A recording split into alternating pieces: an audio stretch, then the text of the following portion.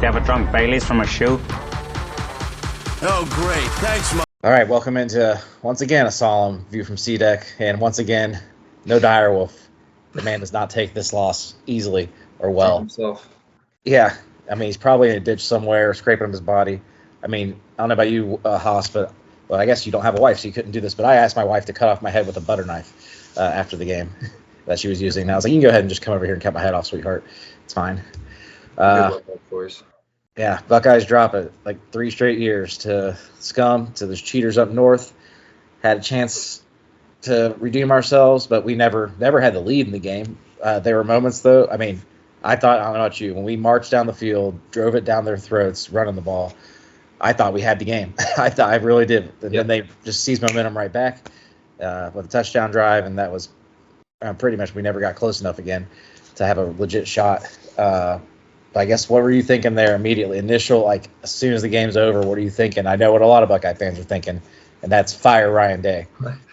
I immediately fell asleep. I laid down on the carpet and I was so emotionally drained. In the fetal position? I needed to collect my thoughts because I wasn't right away. I was like, we only lost by 3. We were competitive, and I went to bed, and I was like, I need to take a nap.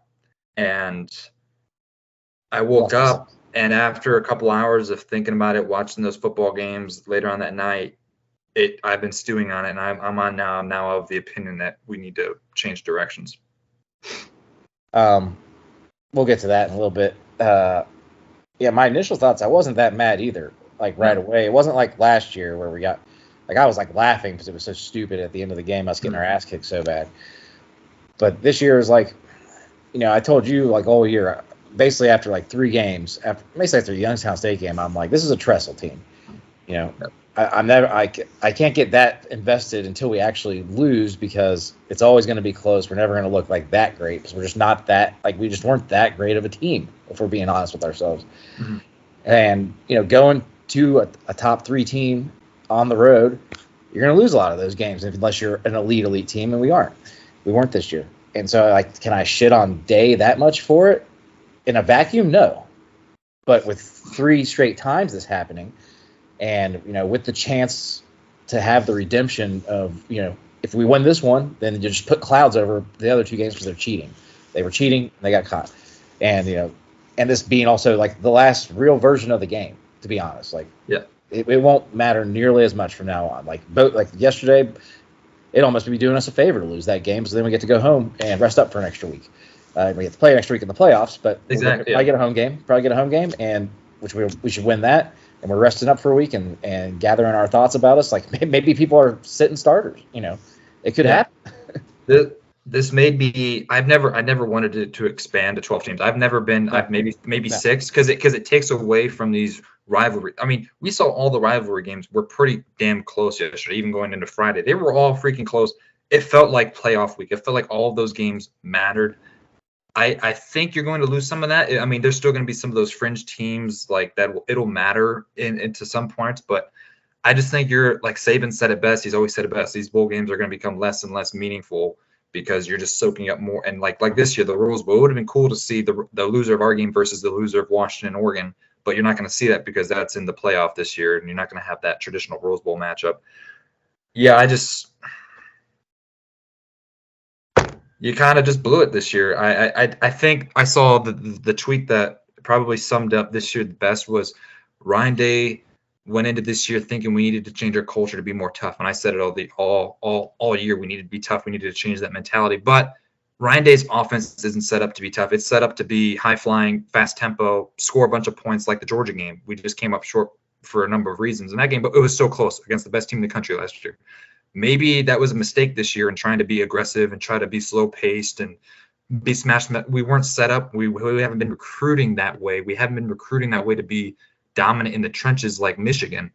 I think we played into their hand, even play calling there in that first half. We were trying to beat Michigan at their own game. I think we just have to play Buckeye brand football and stick to that, and that'll be where our bread and butter is. But we're not going to beat them at their own game. Yeah. It's weird. Like, the big thing I took from this game is it's like the shoe's on the other foot completely now. And that's why it's scary and the questions about Day should be asked. Don't get me wrong. I don't think we should fire Day just because I think it's not like you can't fire guys when 90% of his games. You just can't. You just cannot do that. You're asking for worse. Like that's what you're asking for. Because what are the odds are that you hire somebody better? Like just statistically, what do you think they are? I mean, and who's out there? Who are you going to cut? Unless Kirby wants to come here, I don't think there's anybody. Look at Saban. Saban should have lost that game yesterday against a way worse team. Like Auburn is so much worse than Michigan, and they should have lost that game. They pull a freaking horseshoe out of their ass and finish it off. So the idea that we're just going to go get somebody, I think the risk is just too high unless we start seeing. Now, Day also should have lost to Notre Dame this year. You know, McCord basically did the exact same thing against them and should have thrown a game-ending pick that they dropped. But, you know, I just don't think you can immediately do it. But the thing that's scary is now we used to always make the plays. You know what I mean? Like if a big play was needed, we always made it. Now, Michigan wasn't as good, but still 2016 when they were as good as us. Their team was as good as ours that year. But we made the plays when we had to make them. Like even going back to what Urban's like first year, we get the intercept or second year, sorry, in 2013 when we should have lost we almost lost to a really bad Michigan team that year, but we made the plays when we needed to make them. Seems like we always were able to do that under Tressel and Urban. Now they're the ones doing it.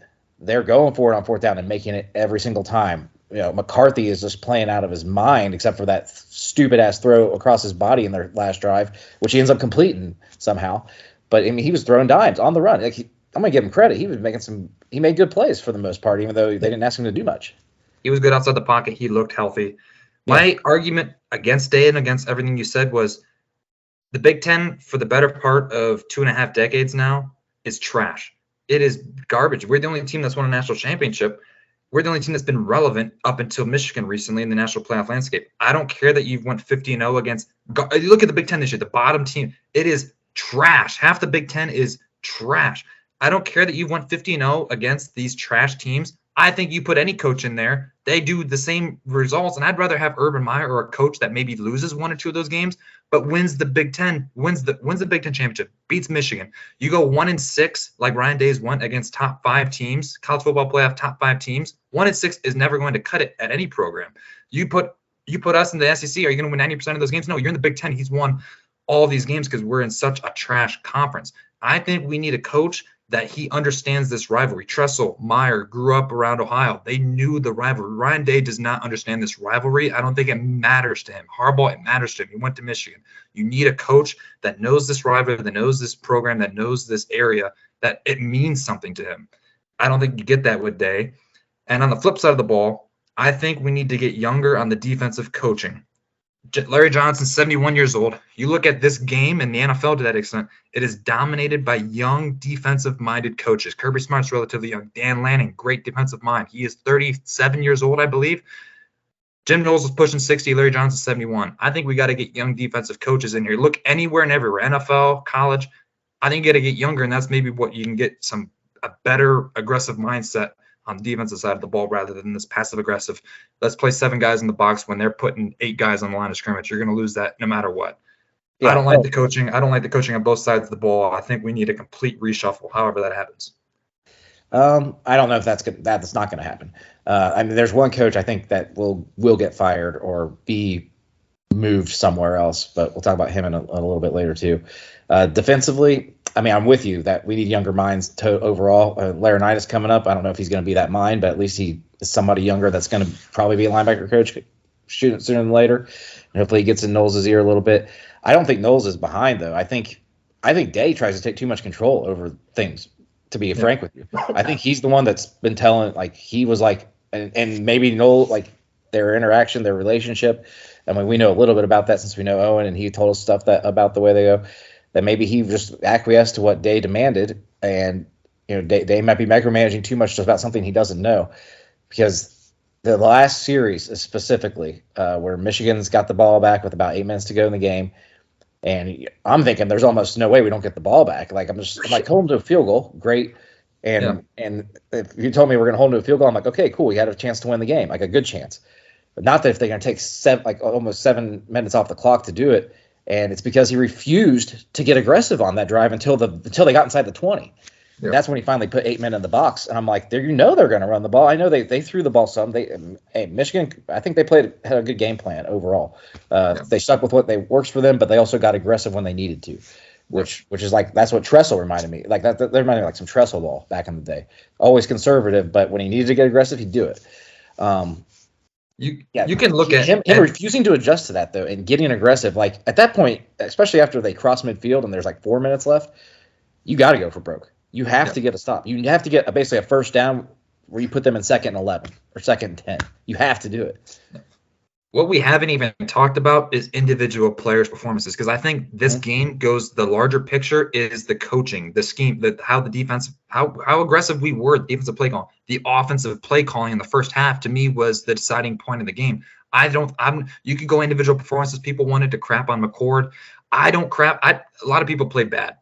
I'm not even going to name them. I think the bigger problem was the coaching and putting them in. You have to put the players in good situations. We didn't do that. They played phenomenal. They played a great game plan. We didn't have a great game plan. It felt like we didn't execute that maybe, but I don't think it's any individual player's fault. I think it's the coach's fault to me. I mean, I don't know, because I don't think what do you mean? Like McCord's pick, I don't think they put him in a bad situation there. The first pick was pretty terrible, but if you can't overcome a very early interception, what are you doing? The second interception, we had two offensive linemen whiff on that block. He's got a guy in his face. You have to throw it up. If you take a sack there, the game's over anyways. No. McCord's right on that. That last play is just a victim of the circumstance that they were in at that point. Yes, is like the first interception was pretty terrible. And he should have arguably had another one with Stover over the middle. Here's the thing, though. Well, here's the thing. Let me finish there. They're not in that situation at the end of the game if he doesn't throw that pick in the first half, because they're going to be winning at halftime. Like, Michigan was not moving the ball in the first half at all. Second half, they were, because they made good adjustments. We started to wear down like we have against teams like this all year, against Notre Dame, like the first thing that comes to mind.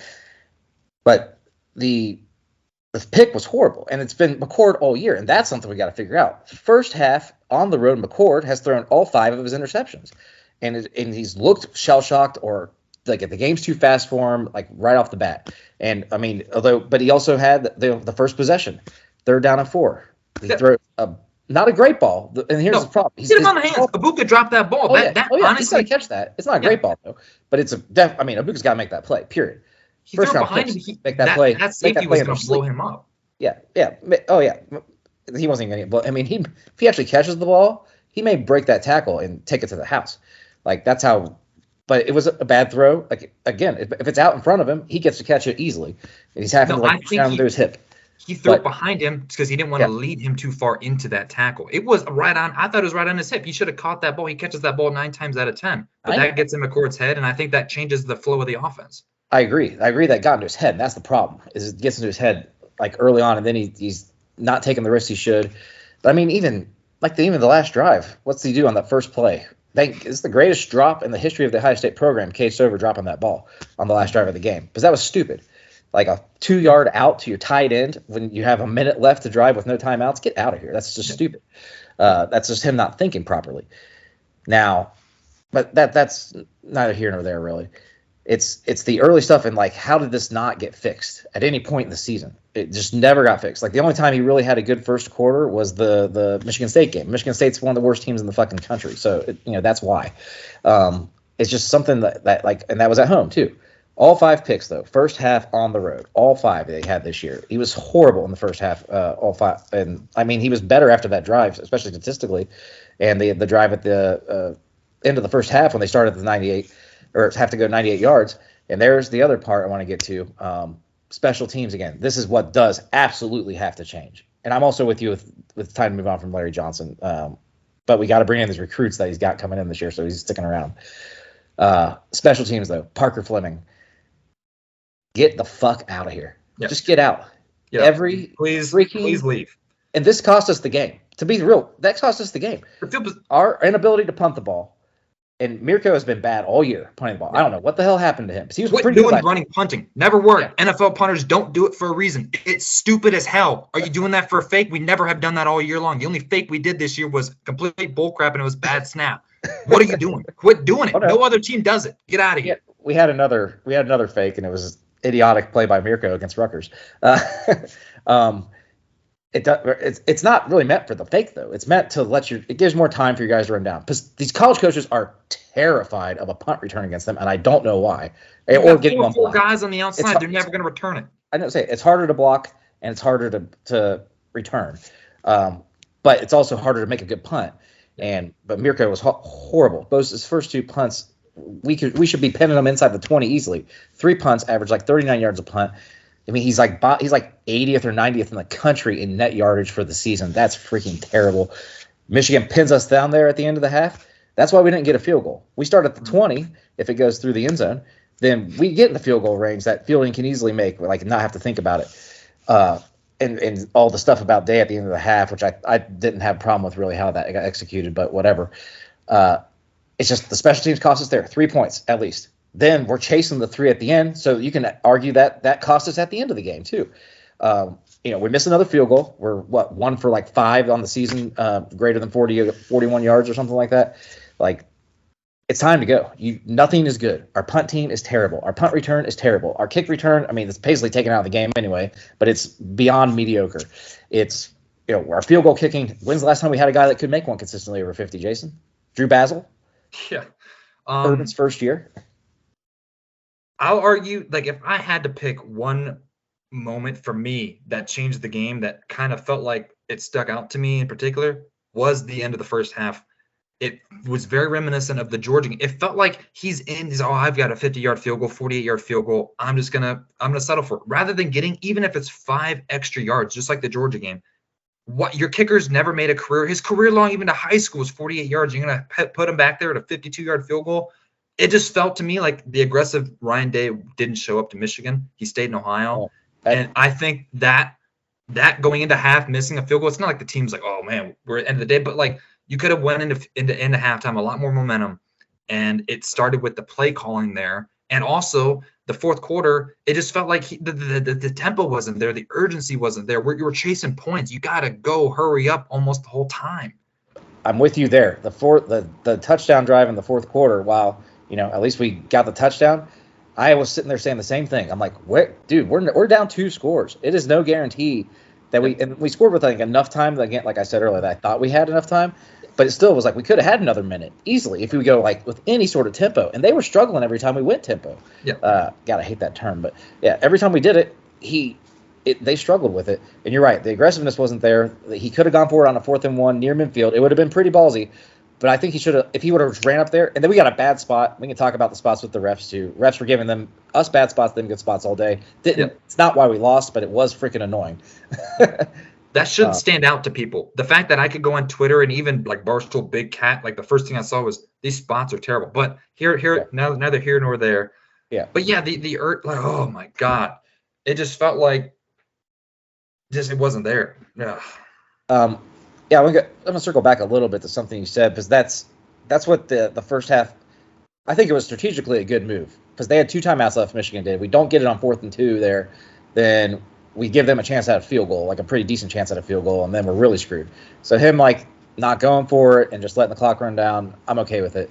But it's more of an NFL type strategy. And you talked about his offense earlier. I really think his offense isn't built for college.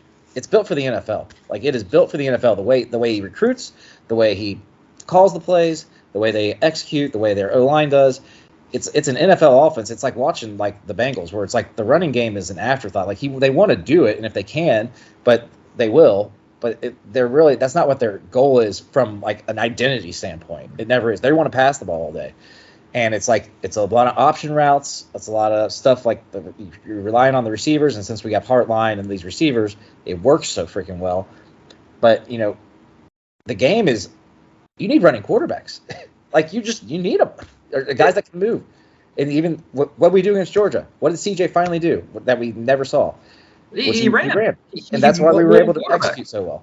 Yeah. And like that's what got us into field goal range at the end of the game was a long run by him. You just have to be able to – the quarterback has to be able to move to be an elite offense. You'll just be an above-average offense, which is what we were this year. We were an above-average offense, even though we have freaking studs all over the field. Now, we had injuries too, but you got a stud running back, a stud tight end, and a stud and the best player in the football in college football at receiver out there. And you're putting up 30 33 points a game or something, which is our worst since like before Urban was here.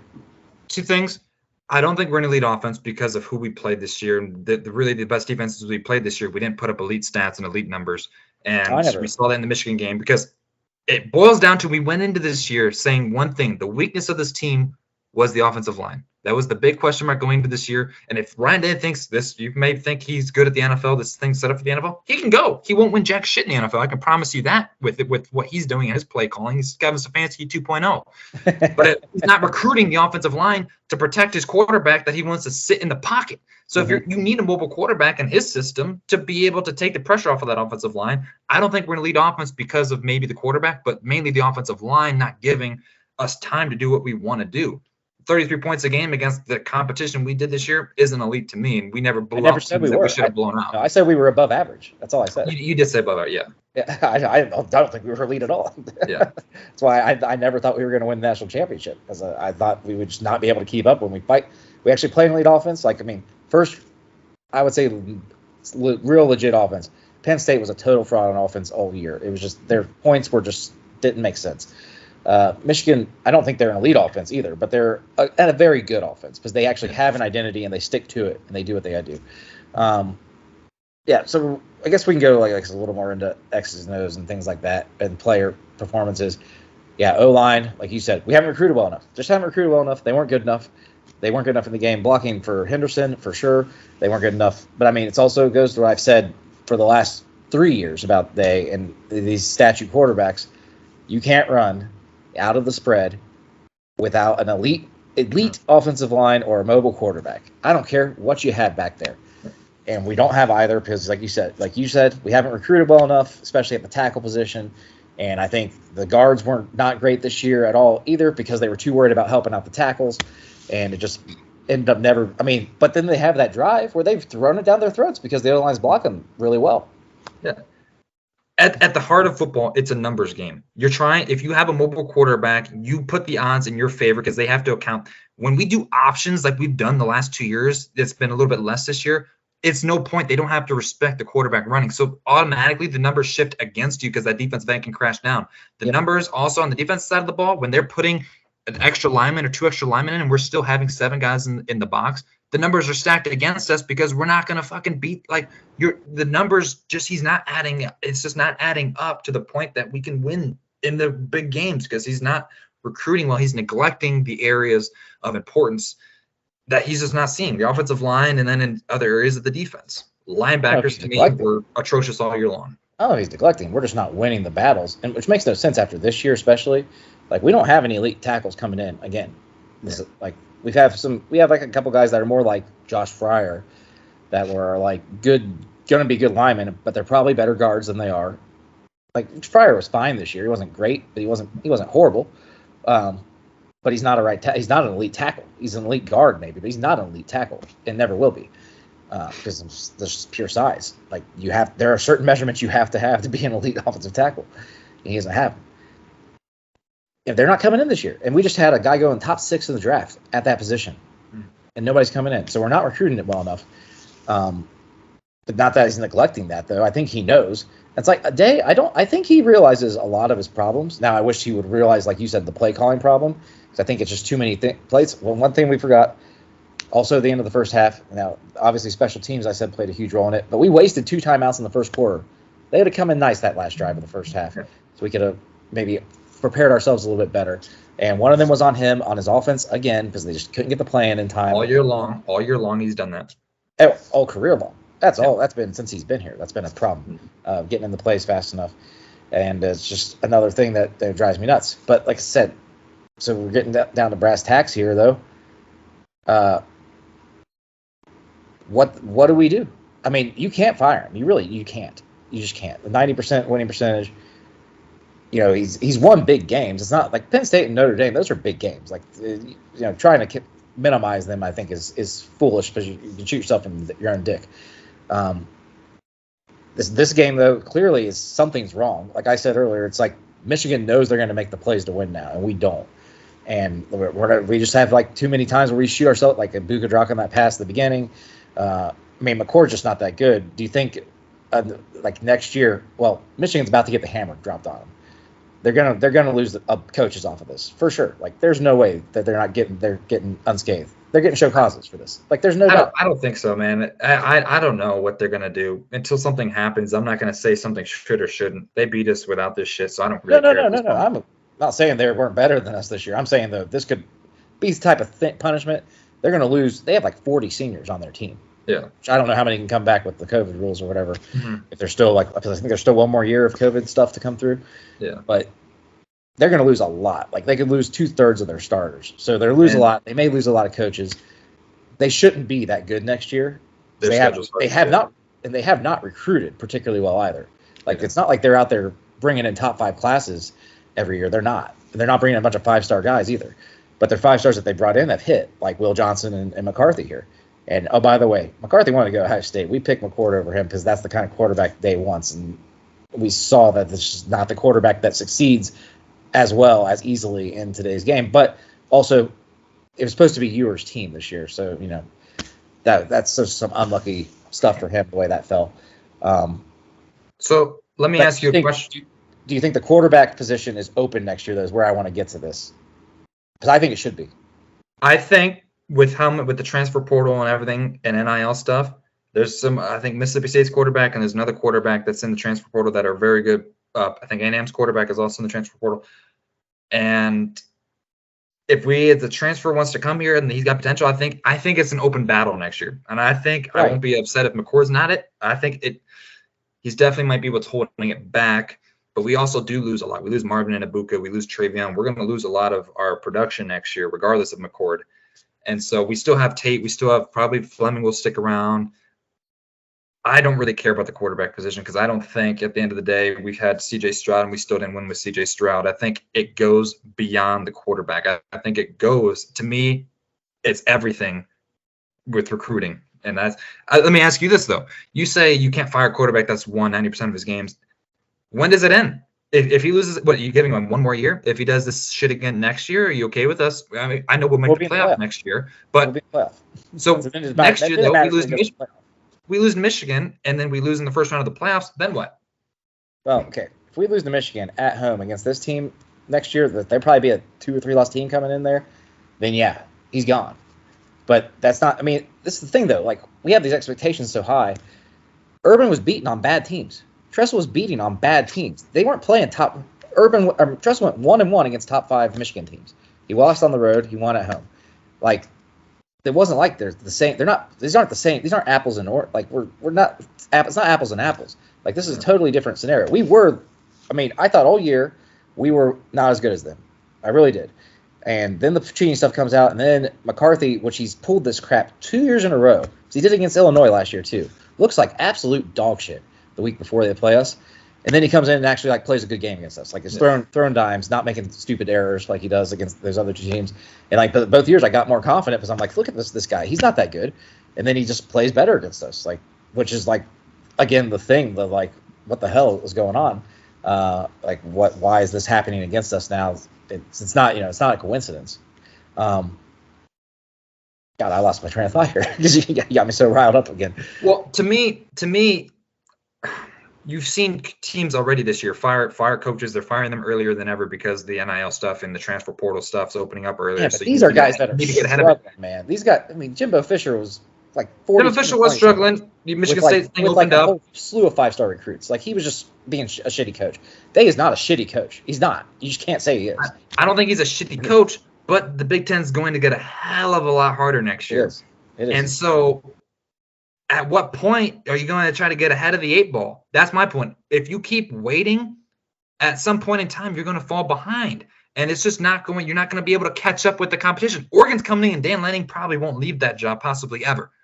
They're going to be – they could possibly be the favorite depending on who their quarterback is. Washington's fucking competitive. UCLA, you like – this is going to be freaking tough in the Big Ten from here on out. I mean, not having divisions will probably help us. But I just think, to me, I like to be ahead, and Ryan Day hasn't changed. He hasn't changed his play calling. He hasn't changed his coaching. He's kept these coaches around him that shouldn't be freaking coaches. He's not changing. So I think we need to make the change for him. I mean, he's made changes, but not as fast as I'd like, especially with Parker Fleming here. and probably LJ. But again, LJ brings in a 5-star D tackle and a 5-star DN. What are you gonna do? Like replace them and lose those guys? What did that D-line do this year against Michigan? Did we get off the field there on the end? Or did they run down our throats? Oh, they ran out of throats, but that's because we're playing a 6-man box against the team that you know is going to freaking run the ball. Yeah, but to me, he's bringing in these D-line. I thought the D-line played really well in that game. To be honest with you, you know my opinions on him. We missed your guy. Let's give him a shout out here. Tommy Eichenberg. What the fuck were you doing out there Saturday? That's terrible. I mean, I know you're hurt, whatever, but you shouldn't have been in the game. I said all year, in case you guys want to fight me, the linebackers stunk. Steele Chambers is a freaking running back. And Sonny Styles, he's a sophomore. I'll maybe give him the benefit of the doubt there. Steele played a good game Saturday. No. All year long, he's been rated as the worst defender. I know. He's not big. He's not. If you're gonna have two linebackers in the box and you're gonna have Steele Chambers as one of them, he's not big enough to get off those blocks and freaking make a play in the box. He's good out on the edge. He's good to make a play out on the perimeter. Fine, but we need actual linebackers if we're gonna play 7 guys straight up in the box and try to beat them at their own game, which we can. Oh no, I mean it was just foolish when I saw Proctor 15 yards off the ball. Like on their second, after they got the first down, I'm like, we're not going to do it. He's going to sit there and let them march down the field. I don't know. It's just too big of a risk, man. Like we've seen Nebraska, USC, Tennessee. Like you see this all. Michigan with Lloyd Carr. Oh, we need to move on from Lloyd Carr. Oh, here comes a decade of irrelevancy. Like this shit happens to programs just like us. We are not foolproof from this whatsoever, and especially with the Big Ten getting harder. I mean, I think it's even riskier to do that because if all of a sudden we are slightly worse, like okay, maybe a bunch of guys transfer out, all these receivers leave because Hartline leaves because we make a change. Then what are we? Like we still have a bad O line. They're not going to suddenly become good overnight, and we lose all that talent. Hello, I mean it's just not guaranteed. I don't know. You have to give him another year. You just have to. It's just he's not going to get fired. It's irrelevant what any of us think. Gene Smith is not firing him on his way out the door, and the person coming in is not firing him. So it doesn't matter. That's why I know he's not going to get fired because Gene Smith is not there unless they call an emergency meeting for the board and they'd have to make a decision. But like I said, I'm of the opinion that you're going to have to make a change because I don't think he's the guy. I can't ever see him winning a big game. I don't think he's a coach that can win us the game because at the end of the day, the coach is the one. Maybe if he gave up play calling, that takes away a lot of his concentration, a lot of his decision making in clutch moments. I think he's got to get rid of that. And I'm with you. That would be what would be where I'm like, okay, I'm fine with him being the head coach for a while, for a few more years, if he gives up the play calling. But his ego will always get in the way. And I think he's made it a little bit more about himself than our program as a whole. Perhaps. And going back to what you said about, and we got to get off this soon, but going back soon to what you said about him not getting the rivalry, like I think he gets the hate because he hates Harbaugh. He fucking hates Harbaugh. Yeah, like no doubt. So the hate is there, but you're right. He doesn't do he doesn't live it the same way Urban and Tressel did, and he didn't grow up with the hate the same way all of us that grew up in Ohio did. And you can't fake it. Like you just can't fake it. People, like I said this about Cooper when I was comparing him to Day last year. You cannot just manufacture true hatred for a rival. You just can't. You either have it or you don't. And most of the time, if you didn't grow up with it, you don't have it. You're just like, okay, you know you're supposed to hate him. He knows it.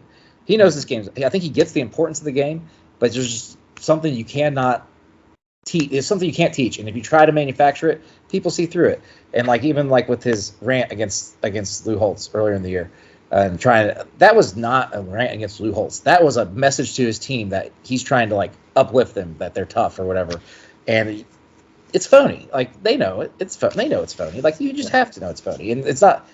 I mean, it's just, God bless him. He's just too nice of a guy, I guess. Like it's just. But it's not maybe what we need. You're right about that. But you just can't. We're in the conundrum. We're in limbo, where you can't get rid of them. You just can't. 90% winning percentage. Who the hell's coming here? And that's not. I mean, in a realistic way, who's coming here? But also, who's like, oh, I want to step into that job where. We haven't even seen what happens if he loses the other games, let alone this Michigan game. So if I don't win, what if I go 10-2 and beat Michigan? Or I guess 10-2 will still get you in the playoffs if you beat Michigan, probably. But what if I go 9-3 and beat Michigan though? I'm Earl Bruce all of a sudden, but I'm not making the playoff. See ya.